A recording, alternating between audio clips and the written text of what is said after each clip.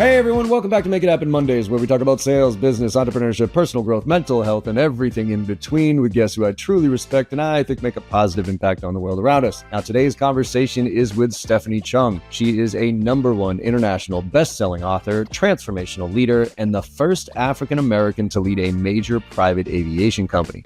With over 30 years in business growth and human capital leadership, she's built a reputation for turning challenges into opportunities and brands into market leaders.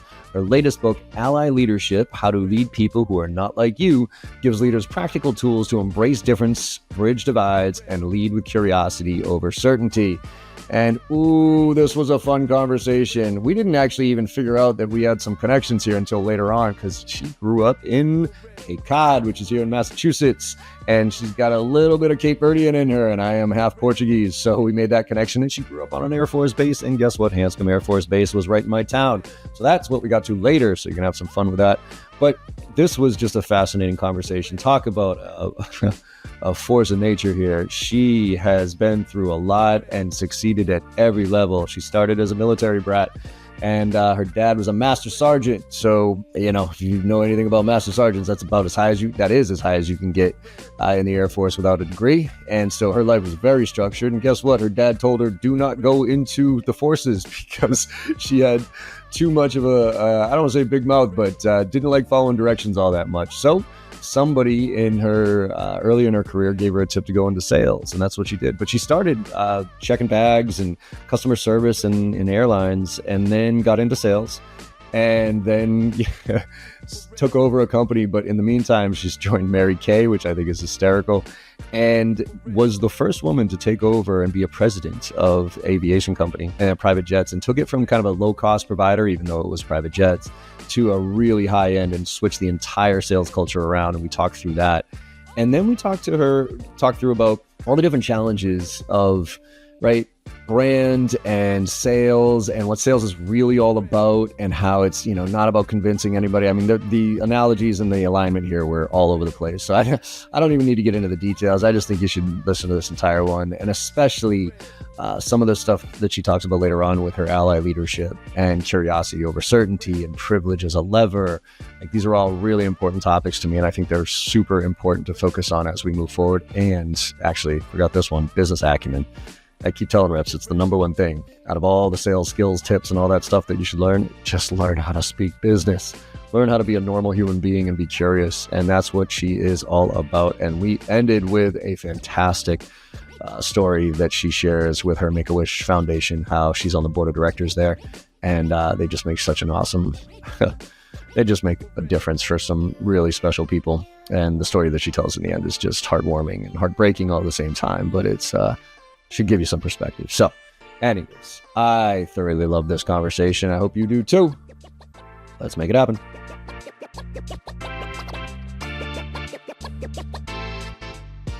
Stephanie Chung, welcome to the Make It Happen Monday podcast. How are you? I am living my best life, my friend. It's so nice to see you. Love it. Yeah, I mean, that best life, I think it's what we define it as these days, right? So I'm trying to do my best. It's always a choice, right? It is. So tomorrow you may ask me the same question. I have a different name.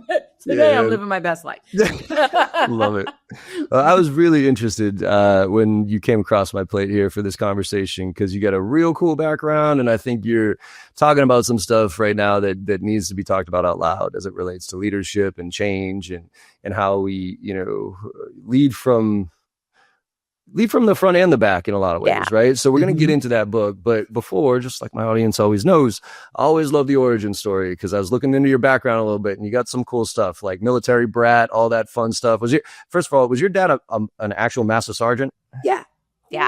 Master Sergeant in the U.S. Air Force. So basically, for those of your listeners who don't know anything about perhaps the military, that's as high up as he could have gone without a college degree. So I grew up a military brat. My dad was in the Air Force my entire life. So that's all I know. But you know what's really funny, John, and we'll talk about this a little bit.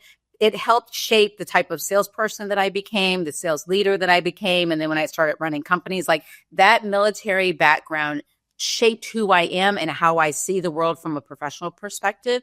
Because when you're brought up around excellence, I mean, think about that. We've got the best men and women serving our country, arguably the best armed forces in the world. And so you grow up seeing excellence and cause and effect. And, if I did something stupid on the base, it was my father who got called in to account for it, not me, right? So you become very mindful of how you see the world, but especially in business or especially in sales. I grew up, the mission has to be completed. Right. And so in sales, the deal's got to close, right? The number needs to be hit. There's some basic things that are not that complicated. I got a question because I'm curious on this. I don't think I would have ever done great in the military because my problem is like, I'm all about excellence and drive, but like I have a real hard problem with people telling me what to do. Right. So and sales is interesting. I've always said that military are, I think, the best suited for sales because of the structure and the process and the, bullets whizzing by your head versus getting hung up on a cold call. Who gives a shit, right? So there's that toughness to it. But there's also, from an entrepreneur standpoint, like you got to crack that process. You got to crack that structure. And that's not like in the military, like there is a ranking and you shut the hell up and you do your thing like your boss told you, right? I've never been. So how have you evolved from that such a structure, such a rigid format to more of an entrepreneur, of a business leader, so that has so many more dynamics and ability, like your book we're going to talk about? It's like leading in business isn't like the military, because especially now with these kids, right, you can't be that dictator, like you got to do this, because they'll just revolt against you. So how have you taken that foundation and evolved it to apply to where we are today? I love that question for a whole lot of reasons, John, but I'll start with the first thing, which is you and I are very similar.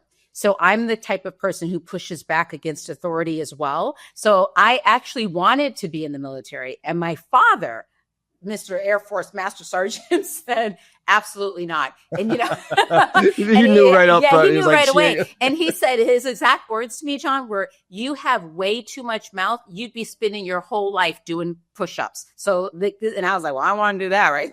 That's not the career for me. So I chose not to go into the military. But what I will say, back to your point, is there's a lot of things that I learned observing, if you will, right? So, and then even as a sales leader, as I, started to hire and bring on and create teams, I will tell you, when I think about the military, you're right. There's a saying that basically says, if in fact somebody in the military doesn't do what you thought they were supposed to do, it's because you didn't communicate it right, because they do what they're told, right? So if they didn't do it right, then you got to check your own communication, not necessarily them. What I will say also is, let's take, sales, since you and I both have a sales background. In sales, you do need the structure from a daily discipline perspective, right? But you also need the agility, because you should be so in tune with what the customer needs that you're ebbing and flowing based on the direction they're taking you.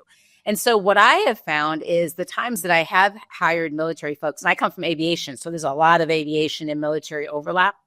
I love military folks who came from special forces of some type, because they work best in chaos, right? So these guys and gals, when you talk about completing the mission, it may be messy and clunky, but they'll get it done, right? And it may not be in the normal order that you may, had preferred it, but it gets done. The mission gets completed. And so I would just say that there's a lot of benefits, pros and cons, right, to the whole military side. But for me, I would tell you this. Going back to that, excellence. When I was a little girl, I would be standing at the bus stop getting ready to, get the bus. And all of a sudden you're seeing, it could be 6 o'clock in the morning and 7 o'clock in the morning. And you're seeing, usually, especially back in the day, a lot of men, but let's say men and women, they're doing all the stuff they've got to do. By 6 a.m., they've done more than what most of us have done all day, right? And I always say, you never see a sloppy soldier, right? Hair's in place, pants are creased, shirts, ironed, shoes are shined. Like, there's a level of excellence that is just expected. And so now, fast forward, this is how I grow up and this is what I see. So now anyone that's ever worked on my team, they will tell you, Stephanie demands excellence, right? I'm not demanding perfection, but I am demanding excellence. We do what we say. We finish what we start. We hit the quota regardless of all the excuses. Like, stuff just has to get done. And that's what I really credit my military background as a military brat. But I'm like you, John, to give you hope, I would have never survived in the military. No. I would be jacked though, because I would be doing about 7,000 push-ups a day for crying out loud. Yes. Exactly. So, all right. So now you get into business, right? So you go to school for business and you went to University of Phoenix. What was that decision like? So did you know business? Like you knew that military wasn't, your dad told you. And then did you catch the business bug, or was that just like, hey, like I got to do something different?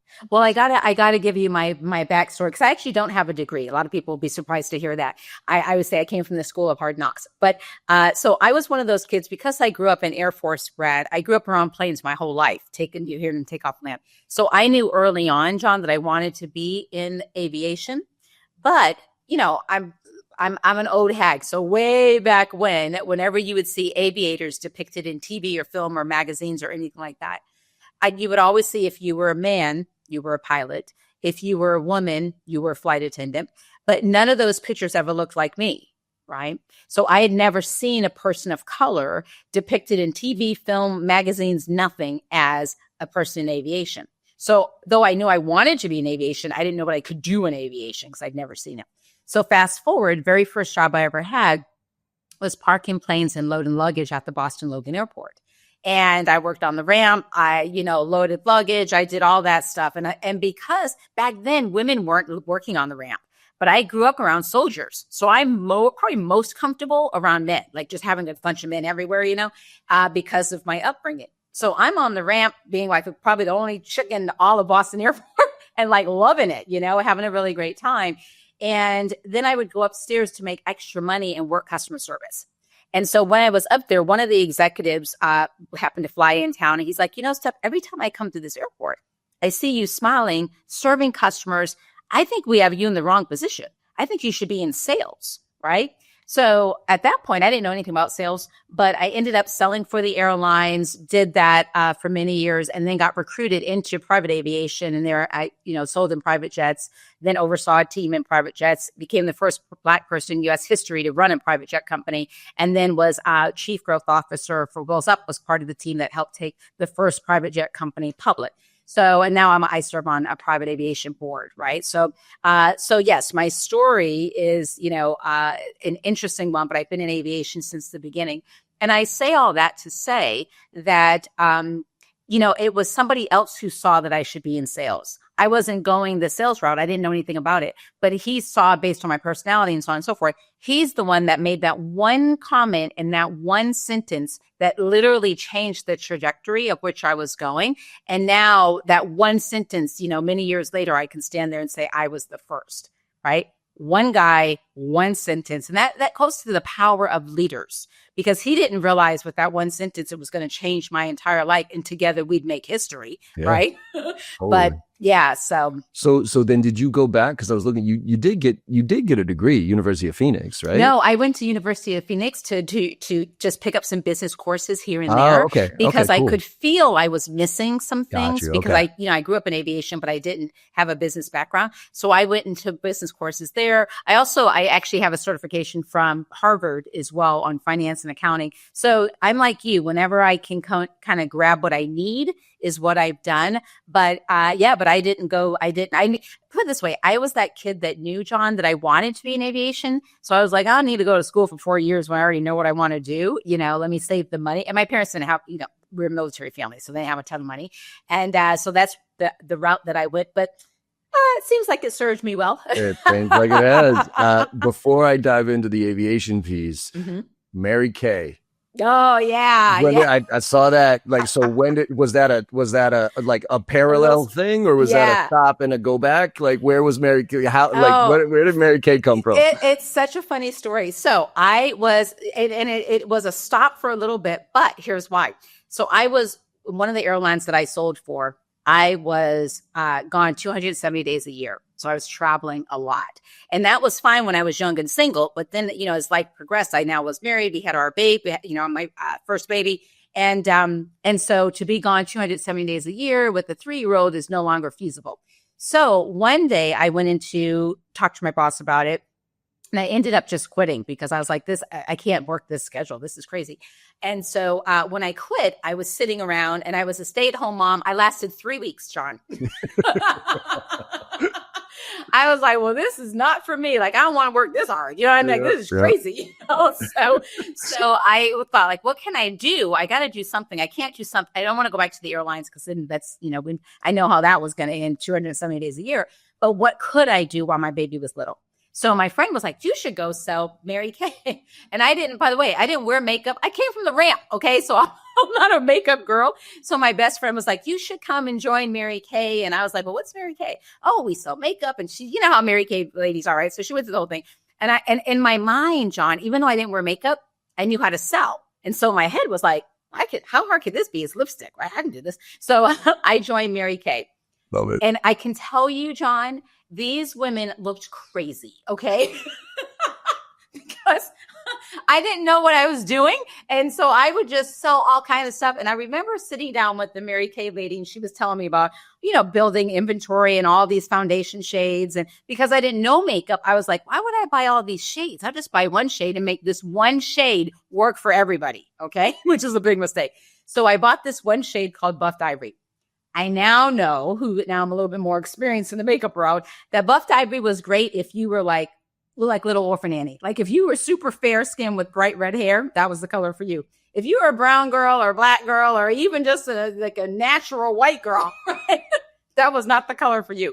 So I was selling, now I knew how to sell, so I sold everybody in my town Buffed Ivory. And these women, my black and brown girls were like, Steph, I don't know that this is my shade. They're trying to blend it in. And I was like, girl, you look awesome, right? So my husband was like, I don't think this is your gift because these women look like the Joker from Batman. The whole town looks ridiculous. Because I was selling, I want a car and everything. I did not know what I was doing, but had one of my Mary Kay free cars, not wearing makeup and making everybody look ridiculous. But anyway, but I could sell. So what are you going to do? That's fantastic. So yes, Mary Kay was a little stunt in the road while I figured out how I was going to, bring some money in and yet not be gone 270 days a year. I love it. All right. So now back to the aviation. Mm-hmm. I heard that you effectively took one of these groups from kind of almost like a low budget, but like you flipped it to a premium service, right? What role was that? And what did you walk into? And why did you decide to shift the entire vibe of this business to high quality? Yeah, no, it's a great question. So that was my very first president job, right? And this particular company, they were had a mentality of a low cost, not a carrier because it was private aviation, but they were just all about the commodities. So they were very price focused. When they asked me to come over and become the president, I was looking at the numbers and I was thinking, okay. And I had been talking to the board and talking to the CEO as well. And we had decided that, maybe let's elevate this product. And you as a salesperson can totally appreciate this.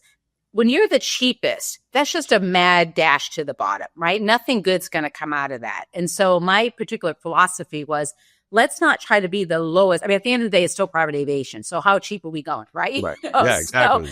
So it's like, this doesn't make any sense. Let's instead create a value add and let's raise up that, our yield, if you will, and give, just give a different experience. And so, yes, when I went over as the president, it was, we're the cheapest one on the block.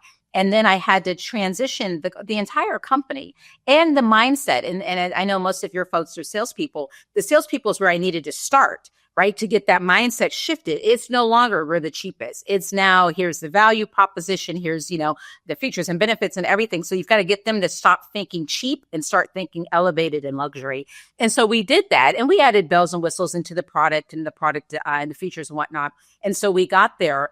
But yes, that was the mission. And, because I just didn't see the ending to be a good ending when you're just trying to always compete on price. And especially in the case where the product is expensive anyway. That's so and I think I see this all the time with sales reps where they get so beat up on price that they just lead with discounts. They lead because they're just scared to say the price.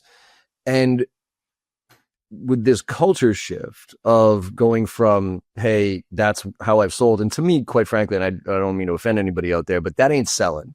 Like if you're the cheapest, that ain't selling. That's order taken. That's, hey, we're the cheapest. Call us in last. We'll beat everybody's price. Like that. There's no sales skill to that in any way, shape, or form. So, but it's really hard to change that and get them to believe, right, that their price is. And I've always wondered, like as a CFO, for instance, in an organization, and I'd love your perspective on this. Do you think it's important for a sales rep to know kind of the foundation of the price? So for instance, like what goes into the price so that they can justify it if a client asks? Or is it better to have them relatively ignorant of the details of the price and how it got to and what they do with investments so that they can just stay confident with this? And it's more about a belief system in general that we are valuable enough. So who cares about how we came up with our price? This is what the value says. So where are you on like having the sales rep understand where the price comes from versus just trying to shift their belief to this value oriented? And then secondary, how do you get them to shift that belief? Yeah, that's a good question. So I'll start with your last one first because it's easy. Because at the beginning, I had to keep saying no, right? So part of the way I had to shift it is, the deals you give. I would always give my salespeople, here's how much yield you have to play around with, right? And so what I ended up having to do was just tell them no at the beginning all the time. And it was making them uncomfortable because, I'm still expecting the number to be hit and so on and so forth. But because I'm trying to change your behavior, right? They come in and say, can we, give it at this discounted price? I'm going to drill you with like 30 questions to just absolutely exhaust you, right?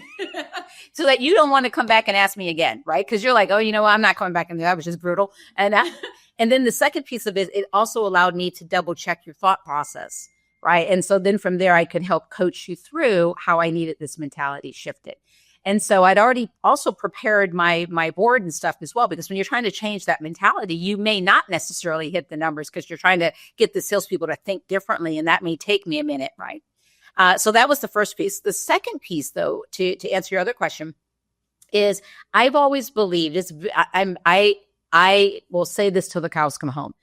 My philosophy, John, was actually really simple. I will not have an ignorant sales force, right? And what I mean by that is the sales team, everybody needs to know how the business is run. But let's just say for the sake of this conversation, the sales team needs to know about how the business is run as well. So one of the things that I would do, especially when I became the president of the company or this particular company, is I would do walk-a-miles. So every department had to walk a mile in somebody else's shoes. And the reason why that was important is because one, I wanted the teamwork to function, right? It's easy to get mad at XYZ department when you don't really know what XYZ department does, right? So that's the first thing. Second thing is going back to, I will not have an ignorant sales team. I need you when you're out there to have the confidence of you're repping the company. So I do want you to know about finance. So I would always ask the sales team a couple of questions. And it's funny, I just told you, I just spoke and I had the conference. I was like, here's the questions I want you to go ask your people. What business are we in? How does the business make money? And how does what you do contribute to help the business win? Now, if everybody in the company can answer that question based on their expertise or their role, you're already batting, much further than most companies. Now, bringing this back to the sales team, I want the sales team. I stumbled upon this many, many years ago when I asked the sales team, hey, how do we make money? And of course, typical sales team, we make money when we sell some of the stuff, right? And they're high-fiving themselves. I was like, yeah, but how else do we make money? And it was crickets. They couldn't answer that question. So in their mind, we made money when they hit their quota. That's one aspect of it, sure. But we also made money selling it's great. You sell the plane, we make some money, sure. But we make money on fuel. We make money on pilot insurance. We make money on, So now I'm rattling off all these other ways that the business makes money. And that has nothing to do with your quota, right? So by them understanding the holistic part of how does the business make money, now all of a sudden, because they may think, well, we make 20% on this particular, 20% margin. So why can't I take it down and discount? Well, because that 20% margin is not really 20% margin. I got to pay for you. I got to pay for you. I got to pay for this, right? And so by them understanding how does the business actually make money? And the best people to answer that question is finance people. right? Because finance can tell you to the penny how the business makes money. Salespeople usually don't know all that. They just know their quota, and that's it, right? Well, I expect you to know your quota. You don't get any rewards for that, but you should know how this business functions. And I'm not expecting you just to plop in and go figure it out yourself. That's my job as the leader, is to make sure that everybody knows how this business runs and everybody can get on board. They have a certain expertise, but everybody has a dog in this fight, right? The business either all wins or the business all loses. And so sales plays a really important part of that. Here's what I found, John. The minute, and I've done this on several different companies that I've run, what I find is the minute salespeople know how the business makes money. And by the way, I would restructure their entire bonus to get it to line up to what I needed them to do. But, and then I would also share so that, yes, I may give you a certain amount of yield, but use it all. Let's split it. And that's another way you can make money, right? So if I get the bonus piece right and they understand how the business makes money, what's great about that is now they're repping the company in such a, because I always said, I don't want you to just be a salesperson. I want you to be a business executive. And I want you to have business acumen. And so that's a very different thing than just being a salesperson who knows how to hit a quota, right? And so once I have people out there who now are business executives understanding business acumen, well, now when the customer says, can I get a discount? They're going to protect the bottom line. They're like, absolutely not, or they may say, well, absolutely, we can figure out how we can get your pricing down, but then that means we need to take some things off the plate. So tell us what it is that you really don't necessarily need here that we can remove, right? So now it's a different conversation. And that's how I choose to raise up salespeople. They are business executives, regardless of what their title is. And I expect when they're out there representing the company that they're protecting our pocket, because if I'm sharing, the money that you're saving with you, right, then you've got a dog in this fight beyond just you hitting your quota. And I've always found that to be the most successful way to get the team to hit. But more importantly, John, I'm a leader of leaders. I develop people, right? I don't want you just to hit your quota. I want to develop you to be, the top executive. I want you to be so good that my competitions constantly come in to steal you, but you're so happy with where you are because we're training you, we're developing you, we're challenging you, that you choose not to go nowhere, right? Now, if you have that set up and in place, what's really cool about that, John, is now you can just watch how salespeople carry themselves because they know their stuff, right? And they know how this business works. And so it's just a very different attitude and swagger that goes with it when you know what you know, what you know. You don't come in there and go jerk around with all discounts and all that stuff. You're like, no, they'd rather walk away and go find another type of client because not every client's a good client anyway. So that's the type of people that I raise up in sales. I love it. Yeah. I've been screaming for the past, I can't even remember how long, about business acumen and how it's sorely lacking in today's sales reps. Mm-hmm. And I think if I tell reps, I'm like, if there's one skill that you try to forget about techniques, whatever, just go learn about business, go learn to have that conversation. Learn how to read a P&L, learn what profit looks like, learn what different channels, because once you understand business, you're not selling, you're collaborating, you're figuring stuff out together, and you realize, no, this is not a good client for us, because from a business standpoint, if we bring them on, it's going to suck away our resources, it's not allow us to do this, whatever. And you can have that confidence, but man, so few. I mean, one of the favorite things that I did early in my career, and I don't know how I did this, was when I was a young manager. Mm-hmm. I didn't give the reps, when I hired you, mm-hmm. your first 3 weeks had nothing to do with product knowledge, anything about us. Mm-hmm. I gave you a blank org chart with the titles on it. Mm-hmm. And we were small. We were only 25, 30 people at the time. And I said, hey, you need to now go interview. You need to go find whoever these people are in our organization. You need to treat them like a sales rep, like you have to schedule a meeting with them, have an agenda for it. And I want you to interview each one. I need you to prep. So you ask good questions. And the goal here is to understand, first of all, why did they join this company, right? So a belief system. So understand why they joined and why they stayed. Second of all, what their role is all about and how it relates to what you do. And then I want you to come back with a book report, basically. I want you to sum all that up in a 2-page thing about why and all this other stuff. And that was your first week. Your second week was meeting with customers and talking to customers and talking to bad customers, customers who we lost as well, and why they didn't do business with us. And it was the thing about it was, my belief was, you have to have a belief in the business. You have to believe in what you're selling, that it makes a difference for the right client. And once you have that belief, now I can teach you tactics and, and all that other stuff. But if I teach you the tactics first and not the belief system or the acumen, after, you're just going to keep chasing tactics. You're not going to be understanding why you're doing what you're doing. Yeah. So, and one other thing too, I would add to that, because I 100% agree with you. I'm like in your amen corner, like, yes, yes, preach. Is that you can also, it also makes you, going back to being a sales executive, it also makes you a better salesperson for the client, absolutely. Right? So for an example, if you understand a P&L or you understand how the business makes money, then, one of the things I always tell salespeople is, especially if you're calling on a publicly held company, go grab their, shareholders' annual report, go read what the letter from the CEO says, because that's going to tell you the direction the company is focused and where everybody else should be focused based on what the CEO said.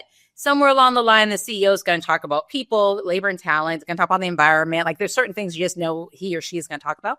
But if you understand, okay, so now I'm a salesperson, I go and I have read XYZ's, annual report. I know where they're focused as a company. Now, when I'm meeting with that company, because I understand business, I understand how we make money, I understand a financial, statement, et cetera.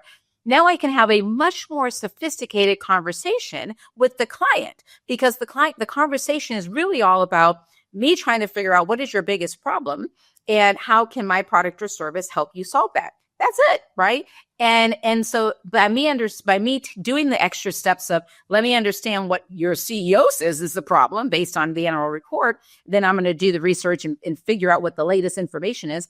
But that's going to change the conversation. And what will happen is the client will feel the change, because I'm not trying to sell you anything. I don't know if I can actually help you. I got no idea, right? That's why we're having this conversation. But the conversation isn't about, how my product and service can be so great for you and better than everybody else's. My conversation is going to be, hey, listen, I see that you guys are doing this. I noticed that you're hitting this market. I noticed that your shares, your stocks are kind of hitting it. I know you guys have had executive turnover, blah, blah, blah. And so now, based on what you're calling me for, I can have a much better, wider, deeper and wider discussion about whether or not my product truly can help you or not, based on me knowing more than just the one piece, And that's really, honestly, John, that's where salespeople, that's one way that you, differentiate yourself. 2, you become incredibly marketable, because people want to steal you, and you can start to ask for certain amounts of money and you can just make a ton of money. But equally important, especially nowadays, I don't know about you, but I'm always asked, like, who do you think AI is, is going to take over? AI is going to help us be much more efficient. Salespeople, we are not the most efficient people, right? All right. So thank God for AI, because we can start to get a lot more efficient. But it will not replace the human connection part. And what you have to do as a salesperson, figure out how you're not going to be a walking, talking website or a walking, talking brochure. They can find all the information before they talk to you. They don't need to talk to you. So you need to be able to bring something of value. And what you and I are talking about is the stuff that comes of value. I understand, I have a solid business acumen. I understand my business, and I've done the due diligence to understand yours as much as I can, beyond just you wanting my product and whether or not my product's better or worse than somebody else's. Yeah. And that's, so I wasn't going to go on AI, but let's dig it for a second.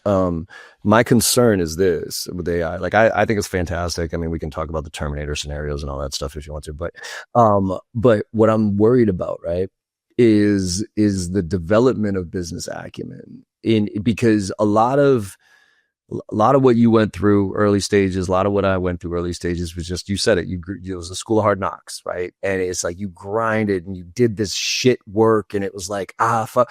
And as shitty as all that shit work was, it made us who we are. It made us able to have this conversation. It made this podcast so I don't have to ask you my 10 questions in a row and not pay attention to your answer because I'm worried about the next question, right? But now AI can do all that early stuff. Like any entry level, pick a sales reps, lawyers, you name it. That learning part of the early days of anybody's career is now done so much better and faster and easier with AI. So I'm curious, from your perspective, where do you see the business acumen coming from? Where do you see the fundamentals coming from, that will eventually lead to whatever the future kit is? And quite frankly, what are the fundamentals anymore? Right. Oh, that's so good. That's such a good question. The way that I see it is you're right. AI is going to be fast and sometimes better, right? Like, I use AI and I'm like, oh, that's really right. Right. So you're right. When we grew up, like if somebody made fun of me the other day because I have a calculator on my desk, I'm like, who uses a calculator? So when you have a phone and blah, blah, blah. All those old school things is you have to at least understand the fundamentals so you know what to punch in the calculator, right? And so that's what you're talking about is we had to at least understand the fundamentals so we knew how to, even with AI, I know how to ask for certain things because I understand, I have critical thinking to know where I'm trying to get to, right? And you're right, there is, AI will probably eliminate some of that. And so you may not necessarily have it. But to answer your question, where I believe that that people will stand out, especially in the arena of sales, is now you have to start to understand different things. So where I see AI being of value is, yes, it may be able to give me efficiency things quicker that would save me a ton of time. But that means it frees me up time-wise. So now where should I spend my time, right? So that I still have that competitive advantage. And I believe where you should spend your time is really understanding human connection. Because at the end of the day, that's going to be the biggest differentiator. And we all know in sales, right? Whether they like us, don't like us, trust us, don't trust us, we may have the best product, but nobody cares. At the end of the day, because, how is this going to make my job easier? That's what I care about. And you, the salesperson, are a big part of that. Are you easy to do business? Are you responsive? Do you show up? You know what I mean? Do you know what you're talking about? So that's where I believe that the extra time that AI is going to save us, that you should shift your attention to how do you become a more effective communicator and understanding, like I have a course called Neuroscience Selling, and neuroscience selling is powered by conversational intelligence. It's a course we put together a long time ago. And so really the whole focus of it is how does the brain show up in a sales conversation? Now I talk on that for leadership as well, right?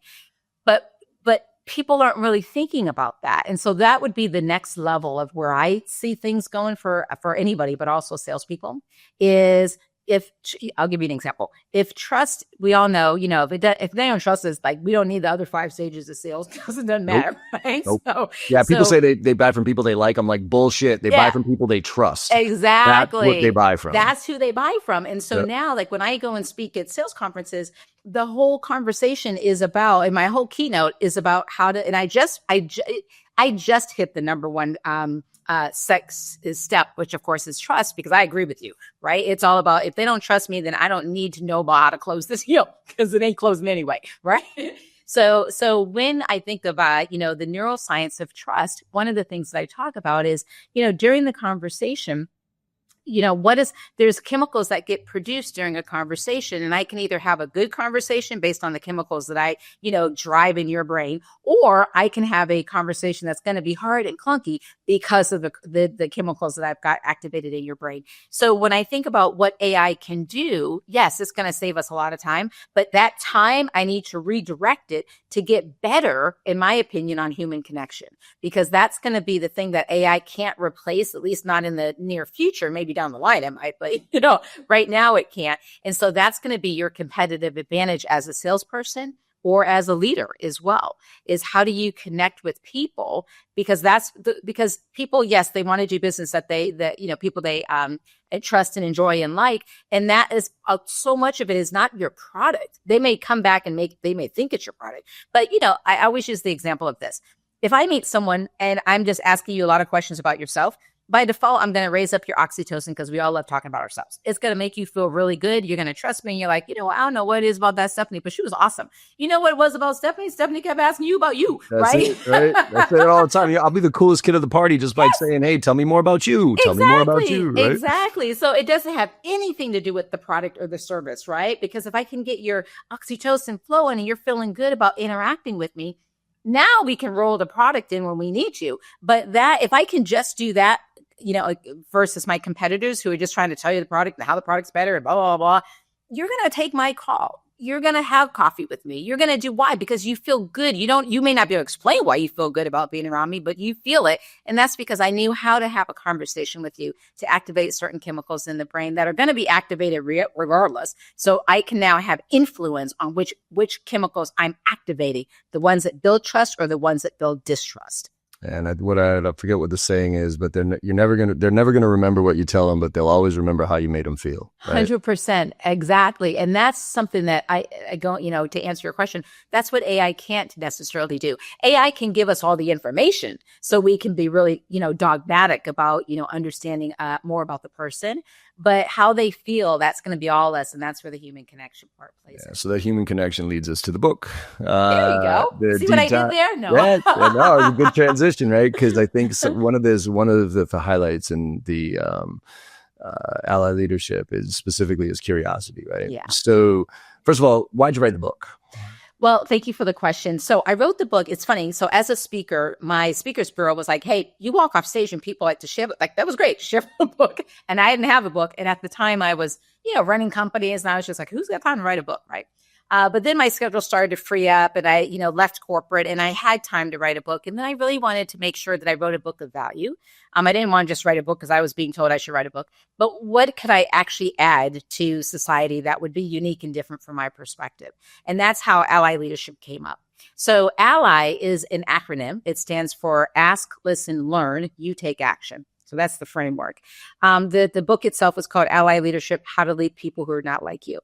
When we think about it from a leadership perspective, we've got 6 generations working under one roof right now, which is pretty much unheard of. And we all know, a boomer thinks very different than a zoomer, right? And they have different perspectives and expectations and different work ethics, right? How they see work is very different. So 6 generations at work. We have women as the majority of the population. That changes the dynamics at work because women see things differently. We communicate differently.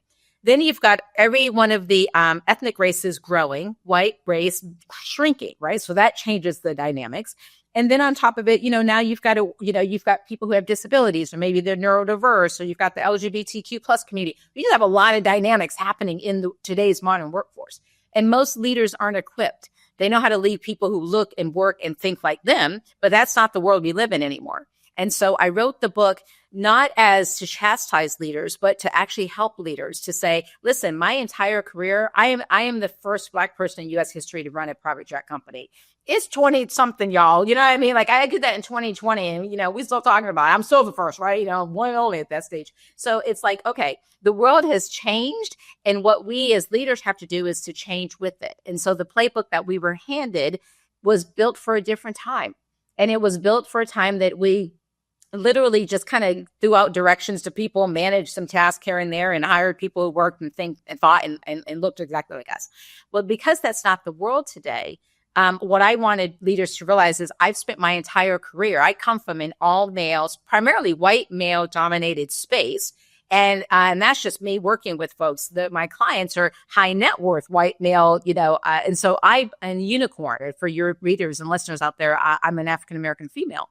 And so I've spent my entire career leading people who were not like me. And so therefore I wrote the book to tell other leaders, hey, here's how I did it. Here's how the times I hit it out the park. Here's the times I made mistakes. And so this is no shame, no game. We're all going to be leading people who are not like us. That's the world we live in. And so the book was created as a love letter to say, here's how I did it, in hopes that this might help you as well. Love it. So one of the pieces that stuck out to me was privilege as a lever. Yeah.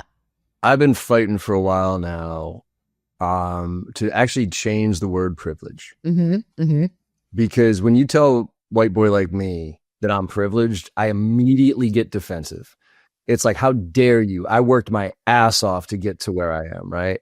But that's not privilege, right? Privilege isn't silver spoon. Privilege is I'm a white male in America. And when I get pulled over by a cop, I can look at that cop and be like, what the fuck did you pull me over for? And I don't have to worry about getting shot. 100%. Right? I don't have to worry. Say that again louder for the people in the back, John. Yeah, I'm trying. I got a tattoo. Like, I literally really?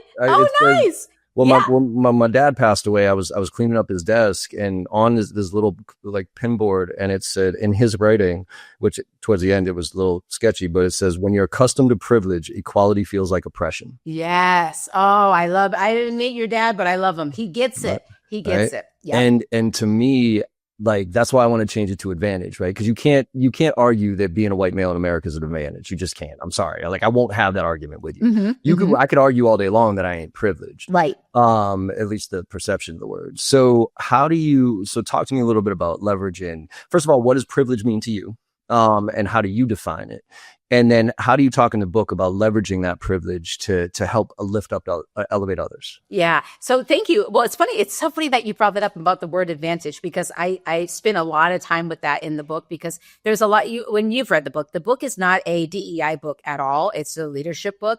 But I knew with the title, people may think it's a DEI book. So I had to be really mindful of because I don't want to trigger people. And I don't want people to, tune out, right, without actually reading it. And so privilege was one of those conversations that I remember kind of really spending time with. And I changed it from, I think the chapter is called Privilege is Not a Dirty Word, right? So let me just hit this head on. But then I started to use the word advantage, because you're right. Privilege can trigger people and advantage does not, right? And I'm still trying to say the same message. And one of the things that you may have seen this in the book, I use the example of, to answer your question about privilege.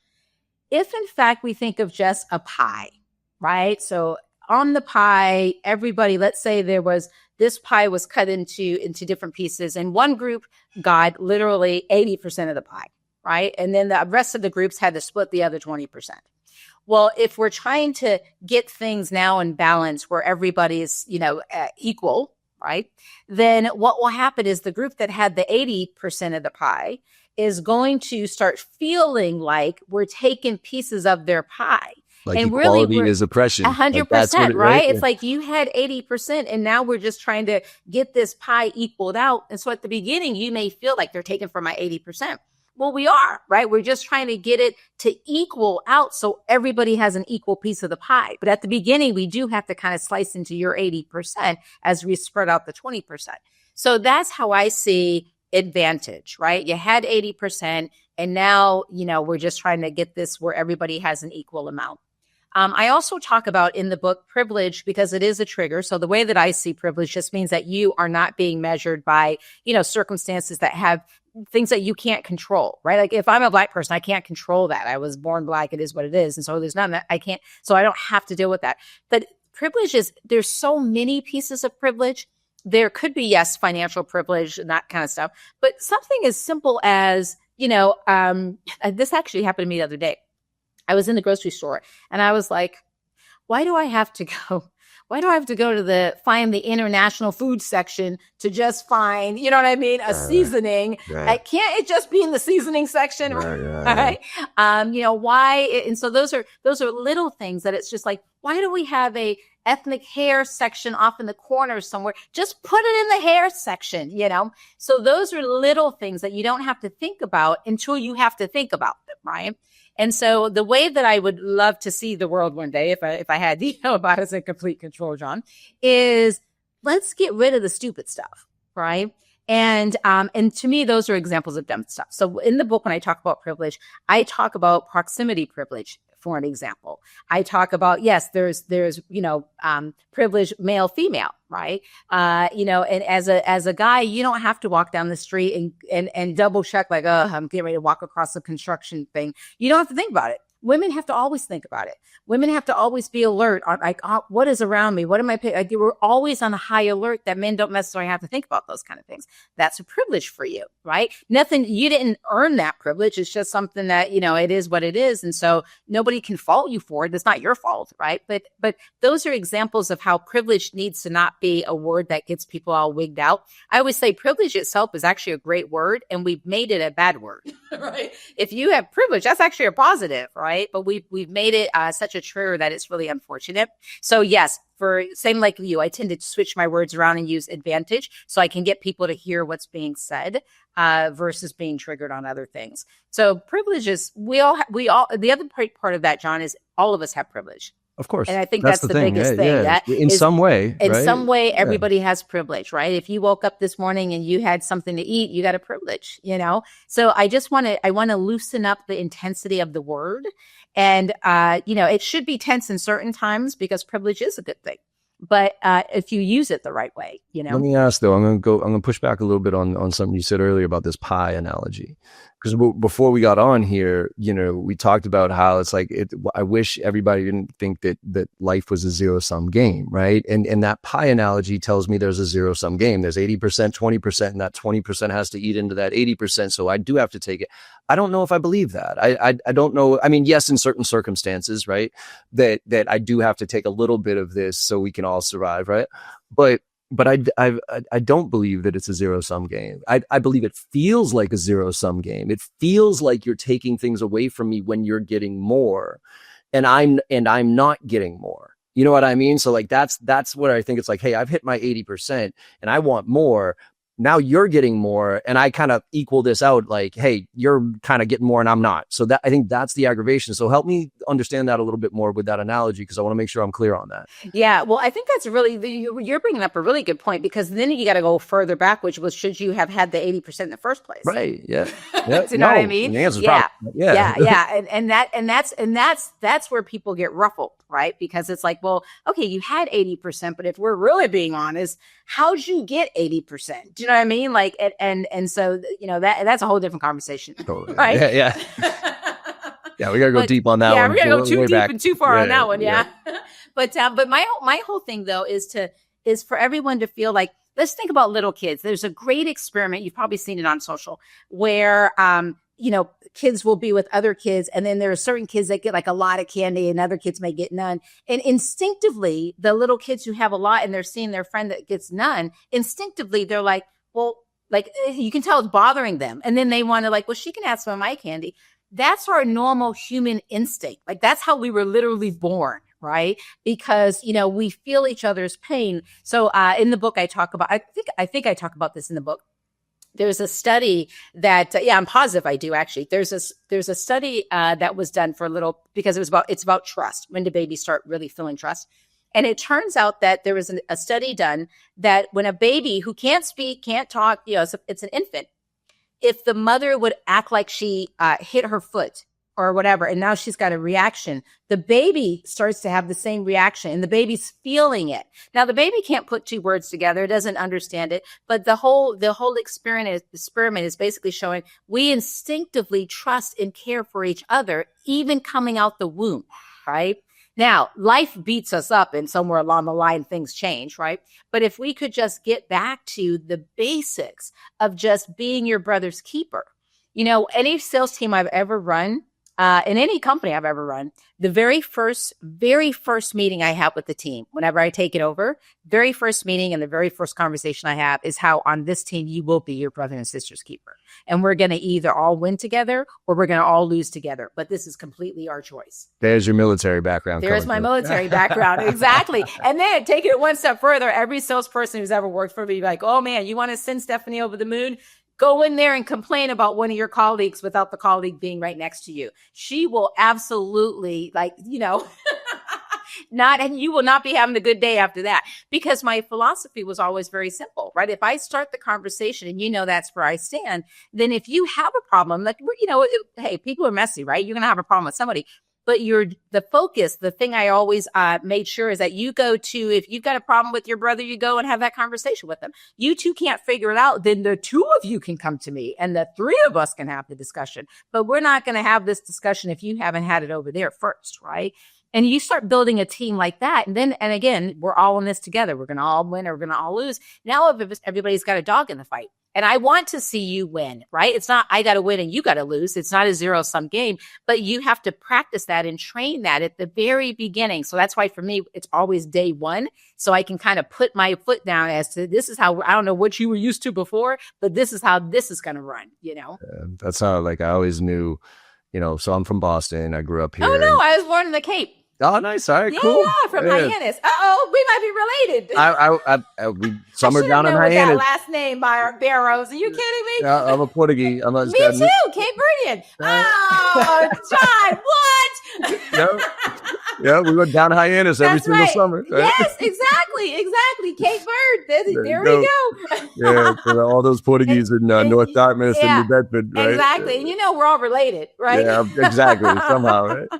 But I always remember, like, I remember going down to Maryland for school. I went to University of Maryland, and I'd walk, I'd have a good conversation with somebody, and I thought it was genuine, right? And then I'd hear them talk shit about me behind my back, and I'd be like, "What? Wait, like, if you don't like me, why don't you just tell me you don't like That's me?" right. And That's right. And then when I came back to Boston, I realized, okay, this is why I like here, because like Boston, Boston. I don't like you. Fuck you. I Yeah, don't like you. It's like, oh, cool, thank you. Like I actually like that. Like I appreciate that. That's right. Exactly. Boston is so unique in its own kind. I mean, and I love it. I love it.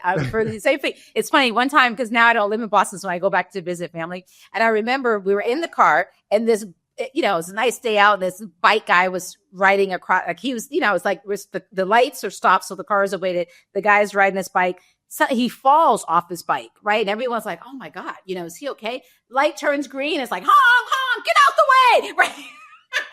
Get out the way. And I was like, "Yep, welcome back to Boston." Welcome home. Like that's actually so very similar story. When I came back, I was there to work for DeWalt, right? And I'm driving around the city, my big old Dodge Ram pickup truck, and I'm looking around for a place to live, right? And I was distracted, and I cut somebody off, and I hear out the window, "Get off the road, you fucking dickbag!" And I was like, "Well, it sounds so good to be back home." Yeah. I'm like, that felt right. I'm like, it was my fault. That's right. Now, don't get me wrong. I'm gonna roll down my window, go fuck yourself, Yeah, right? But like that was my fault. I deserve that. Yeah. So love it. Oh, and by the way, even more of a connection. My dad worked at Hanscom Air Force Base for MITRE, and he was a contractor for the FAA. So nice. I wasn't an Army brat. Yep. I wasn't a military or aviation brat, but a lot of my friends were, because that was where it was great, because that's unfortunately or fortunately where all our color came from. That's right. That's right. Bedford was pretty damn white. And we had the base kids who would come to our school. And that's where I got exposed to like all the different cultures and different people and everything else. It was just awesome. So, well, what's really funny? I lived on Hanscom Air Force Base as well. Yeah. Nice. So we lived there. I was born on Otis Air Force Base. Okay. I would say me and John F. K. Jr. Yeah, there you go. But then I lived on Hanscom Air Force Base, and then my grandmother lived in Hyannis and all my cousins and stuff. And so that's where, so we definitely have that connection for sure. I will tell you right now, those air shows were my favorite. When the Blue Angels came through and like, yes. I had a blast going down to that. It's like the best, right? Yeah. And now it's so funny because there's now in aviation, I'm on this association that it's like an invite only type of thing. And based on all of our expertise. And so we're available for the Department of Defense senior leaders if they need help or direction as from a business perspective, because they're so deep in the government stuff. So anyways, when they called me to be on this in this group, I was like, "Are you sure you got the right person? Like, this is very, what?" You know what I mean? And I remember saying, "Well, why?" And they said, "Well, aviation." And my response to them was, "I do, but I don't know anything about fighter jets. Like, I know private jets. I don't know fighter jets." And they're like, "No, we know that. But if you think of every single group in Department of Defense, they all have a fleet of aircraft, and they're not all fighter jets, right? They're all private jets to move, whether if you're DEA, you may be moving, prisoners or whatever, right?" So I was like, "Oh, well, that I can help you with, But the air shows, I grew up as a little kid listening to those and watching those until this day. I still love it. Still love everything about anything that has to do with. Well, that's how I got into aviation, right? Is that was the thing. So. All right, last question. Yes, my dear. This is more curiosity for me than anything else. Make a wish. Yes. Talk to me about your favorite make a wish. Ooh. You know what? There's one that just happened, or I just heard the story recently, and I got to meet a product, like the after effect of this whole thing. And so Make-A-Wish, first of all, is an amazing organization, and it's just, it's so much. You get to see so much. And one of the things that we do, even though I'm on the board, one of the things that the board is really good about doing is before we have a board meeting, they bring in either a wish child or a wish parent or something, so that you stay focused on, because you could just jump into a meeting, right? But you stay focused on the reason why we're having this meeting, and you keep the kids front and center. But one of my favorite stories is there was a young gentleman and I forgot his name, so I'm going to make the name up for the sake of the conversation. Let's say his name was Chris, and Chris was a little boy. He's like 10 years old, and he had a terminal illness, and so he wasn't going to make it. So his parents decided, actually the wish was we allowed him to go to Hawaii with the family and whatnot. And so the little boy loved water. And so him and his mom went to the ocean while everybody else was sleeping. And the little boy was just kind of, staring off into the ocean, wandering around. Nobody was really at the ocean because it was early morning. But there was one gentleman there a gentleman who had a drug problem, and he was in Hawaii for a friend's wedding. And so he ended up passing out on the beach, and there he was. So the only people on this entire beach was the mother, the little boy, and this gentleman who passed out. And so the gentleman who passed out, kind of woke up and came to his senses and he sees the little boy on the beach, and he ends up talking to him. And the little boy was one of these boys that just had an amazing positive attitude. He knew he was going to die, and he'd come to grips with it already. He just wasn't. It was what it was for him. And so at 10? At 10. Yeah. Oh. Yeah. These wish kids are incredible. Oh, they're incredible. Yeah. And so what was interesting is the gentleman starts having a conversation with the young boy, and the young boy is encouraging him and talking about life and how, life is so special. And really at the end of the day, this young little 10-year-old ends up ministering to this gentleman who had a drug and alcohol problem. And so then that was it. And so it changed the young man's life, okay? He goes back home, gets off alcohol, gets off drugs, gets all cleaned up because his philosophy was that this 10-year-old boy had such wisdom and insight. What am I doing, right? Now, he goes back home, and I got to meet him. I met him last year. He's a CPA, runs a great practice in Seattle. But when he goes back home and he's telling people this story, there was a little boy on the beach, you know what I mean? I woke up from, being high all night. And so I'm having this conversation with this little boy on the beach. And, and so he now starts doing due diligence to figure out who was the little boy. He nicknamed him the little boy on the beach, right? So he comes back, he calls Make-A-Wish. Now, at Make-A-Wish, we kind of run like franchises almost, right? So, now we're trying to figure out who's the little boy on the beach, who was in Hawaii, we're trying to track it down. So he ends up, we find out, and the little boy happens to be, here in Texas, which is where I'm located. So we share with the gentleman that the little boy passed away, and but we could see if his mom would want to meet you, because she was also on the beach, right? So he was like, oh my gosh. So we had a gala last year where the mom and the man met together, and there wasn't a dry eye in the place. And the gentleman was just talking about what his life was up until that point, and kind of all the rough things that had gone on in life that kind of got him addicted to drugs and alcohol. And then how this little boy, this little boy, he's like, just so you know, your son, I'm sorry that he's no longer, here, but I want you to know the impact he had on my life. And now this gentleman has his own family, kids, he gives back. He's got, he's running a successful business in Seattle, and just, all the stories that come with it. So the little boy on the beach was one that I love that story, because you just never know, he's a 10-year-old boy just kind of sharing from his heart. Oh, yeah. It's beautiful. Yeah. It's heartbreaking, but it's beautiful. Yeah. So unfortunately, we just don't have enough. Unfortunately, there's a lot of sick kids. And so, we raise money as much as fast and hard as much as we can, but there's always kids that you still can't, meet the need.